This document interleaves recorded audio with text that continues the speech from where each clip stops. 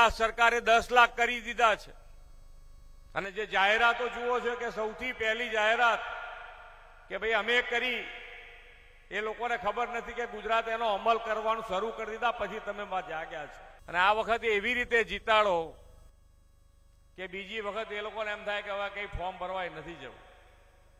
આ વારે ઘડીએ આપણને હેરાનગતિ ઊભી થાય, એક તો પાછા એ લોકો ખેંચે અને આપણને એમ કહે કે તમે બળજબરી કરો છો. આ જે હાર થવાનું કારણ છે વિપક્ષોનું, એનું જો મૂળ કારણ હોય તો આ વિકાસની રાજનીતિ.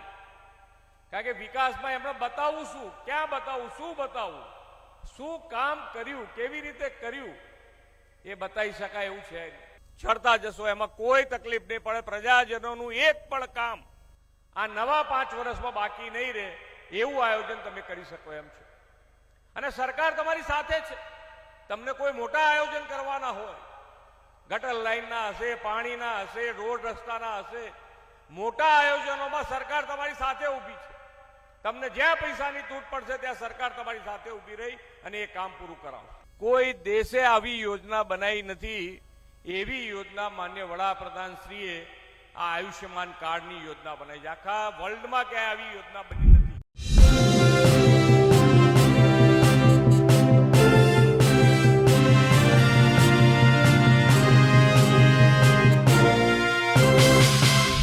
સ્થાનિક સ્વરાજની ચૂંટણીઓનો પ્રચાર પોતાની ચરમસીમાએ છે. મુખ્યમંત્રી ભૂપેન્દ્ર પટેલ મહેસાણા પહોંચ્યા હતા.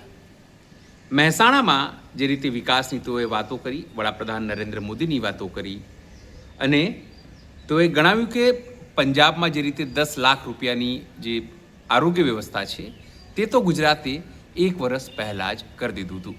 એટલે કે સીધી રીતે કોંગ્રેસની સાથે તેઓએ આમ આદમી પાર્ટીને પણ નિશાન બનાવ્યું હતું. તમે જણાવી દઈએ કે મહેસાણા જિલ્લો એ ભૂપેન્દ્ર પટેલનું સાસરાવાળું જિલ્લો છે, એટલે સાસરું એ જિલ્લામાં છે.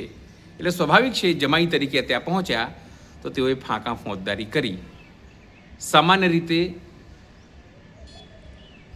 બહુ વધારે જે કે છે ભૂપેન્દ્ર પટેલ બોલતા નથી, પણ સ્વાભાવિક છે ચુનાવી સભા હોય તો તેઓ બોલે. પણ જે કોમેન્ટો થાય છે એની નીચે જે યારે બોલે છે, યુટ્યુબ કે સોશિયલ મીડિયા ઉપર લાઈવ થાય છે, એ ખૂબ ખરાબ થાય છે. કદાચ સીએમઓ એટલે ચીફ મિનિસ્ટર કાર્યાલય જો આ કોમેન્ટોને જુએ અને એના ઉપર અમલ કરે તો પણ ગુજરાત સુધરી જાય. જે માંગો ખેડૂતોની છે, યુવાનોની છે, તે પણ સુધરી જાય. નમસ્કાર, હું છું ચિંતામણી પુતણીલ પટેલ. સ્વાગત છે આપનું અમારા કાર્યક્રમમાં. આવો સાંભળીએ સાસરામાં જઈને જમાઈ એવા ભૂપેન્દ્ર પટેલ આમ આદમી પાર્ટીને શું કહી રહ્યા છે, વિકાસ જે ગાથા છે વિકાસની એને લઈને શું કહી રહ્યા છે. અને જે આવું જ હોય તો ઘણું બધું ગુજરાતમાં બદલાવ થયું હોત, પણ નથી થયું. પણ આપણે સાંભળવાનું છે કે ચુનાવી ભાષણમાં ભૂપેન્દ્ર પટેલ કેવી રીતે ખીલ્યા છે, કેવી રીતે વિરોધીઓ ઉપર પ્રહાર કરી રહ્યા છે. ખરેખર આનંદનો દિવસ છે.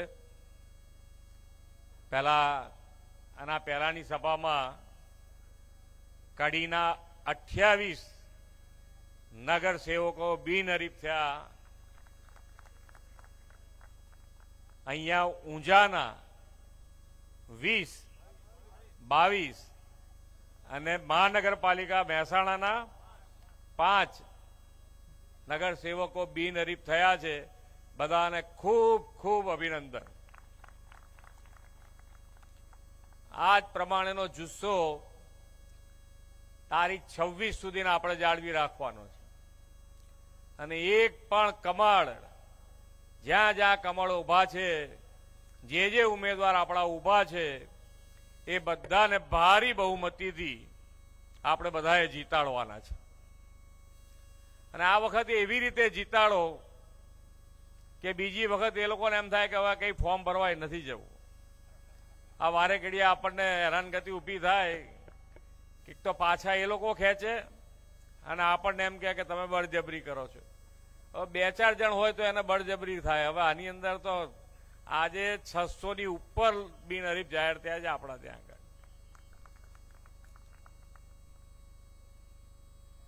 એટલે માનનીય વડાપ્રધાન શ્રી નરેન્દ્રભાઈએ વિકાસની રાજનીતિ ઉપર પહેલા આપણા ત્યાં ઇલેક્શન આવે, ઇલેક્શન અને ઇલેક્શનમાં જે મુદ્દા આવતા હતા તો આપણને એમ થાય કે ઇલેક્શન પત્યા પછી બે ભાઈઓને એકબીજાની સામે બોલવાનો વ્યવહાર ના રહે એવા ઇલેક્શનો થતા.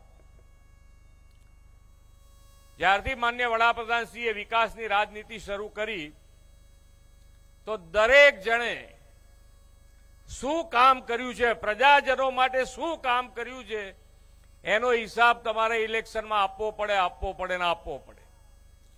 આજે હાર થવાનું કારણ છે વિપક્ષોનું, એનું જો મૂળ કારણ હોય તો આ વિકાસની રાજનીતિ. કારણ કે વિકાસમાં એમણે બતાવવું શું, ક્યાં બતાવવું, શું બતાવવું, શું કામ કર્યું, કેવી રીતે કર્યું એ બતાવી શકાય એવું છે નહીં. ને એના કારણે એમનો પરાજય રોજ બરોજ વધતો જ જાય છે. એકે સીટ વધવાની જગ્યાએ ઘટતી જ ગઈ છે અત્યાર સુધી, જુઓ તમે. અને આજે પણ તમે જુઓ, આના પહેલાના ઇલેક્શનમાં, આના પહેલા જયારે ઇલેક્શન મહેસાણામાં આવ્યું હશે ત્યારે પણ જેટલા ઉમેદવાર ઉભા હશે, વિપક્ષમાંથી જે ઉમેદવાર બન્યા હશે, હારી ગયા પછી તમારી પાસે એક વખત આયા હોય તો તમે તમારી જાતે ચેક કરી લેજો. એ ફરી પાછા આજે ઇલેક્શન આવ્યું છે તો હવે આવશે પાછા કે ફરી અમને વોટ આપો. વચમાં કોઈ કામ કરવાનું નહીં, પ્રજાજનોની વચમાં નહીં રહેવાનું. આ ભારતીય જનતા પાર્ટી એક જ પાર્ટી એવી છે કે જે હર હંમેશ પ્રજાજનોની વચમાં રહી અને કામ કરવા ટેવાયેલી પાર્ટી છે. સુખ દુઃખ બંનેમાં પ્રજાજનોની વચ્ચે હંમેશા રહે.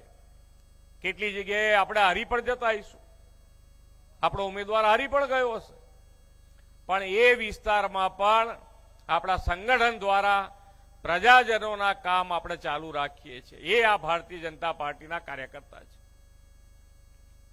આજે વિકાસની વાત થતી હોય, મહાનગરપાલિકાનો દરજ્જો બન્યો હોય, દરેક જણની અપેક્ષા હોય કે મહેસાણા હવે આપણે કેવી રીતે આગળ વધારવું છે, કેવું આયોજનબદ્ધ રીતે એને આગળ વધારવું છે.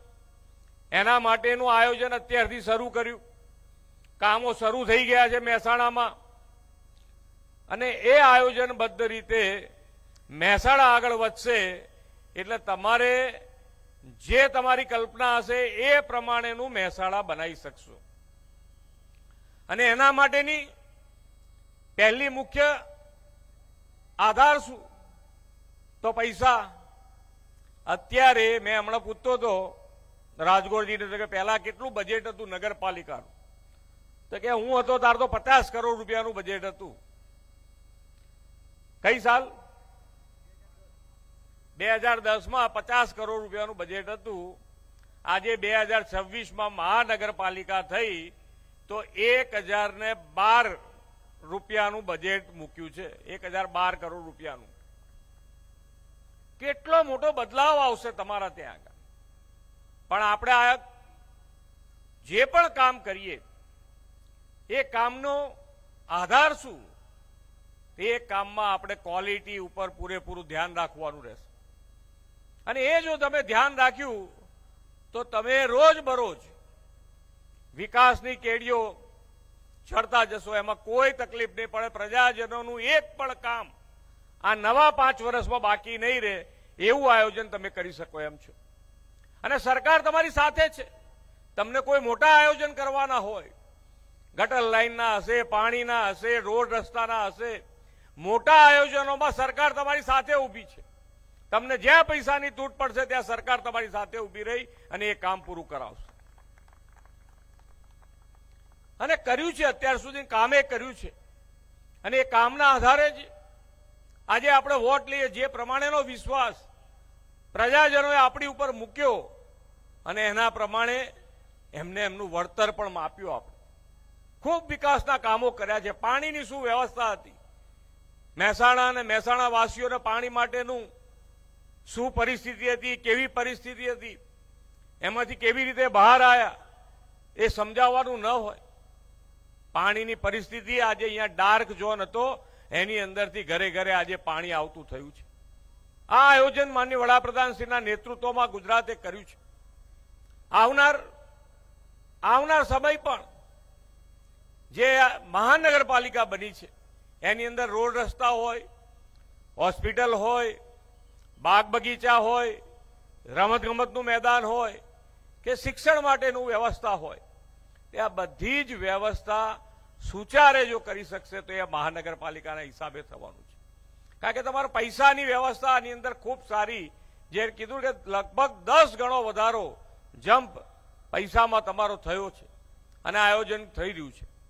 જ્યારે માન્ય વડાપ્રધાન શ્રી અહીંયા મુખ્યમંત્રી હતા અને 2005માં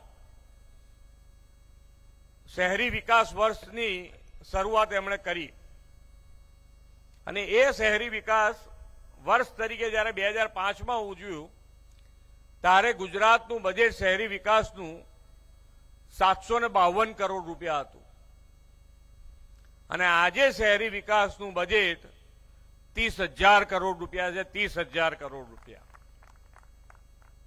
મને ખબર છે ત્યાં સુધી હું જ્યારે અમદાવાદ મહાનગરપાલિકામાં હતો 2010માં, તો 2010 પહેલા 2002 થી 2005માં કોર્પોરેશનમાં એક મેઇન હોલ એટલે ગટરનું એક ઢાંકણું બદલવું હોય તોય કમિશનરની જોડે 10 ધક્કા ખાવ ત્યારે તમારું એક ગટરનું ઢાંકણું મંજૂર કરે એ રીતની પૈસાની વ્યવસ્થા હતી.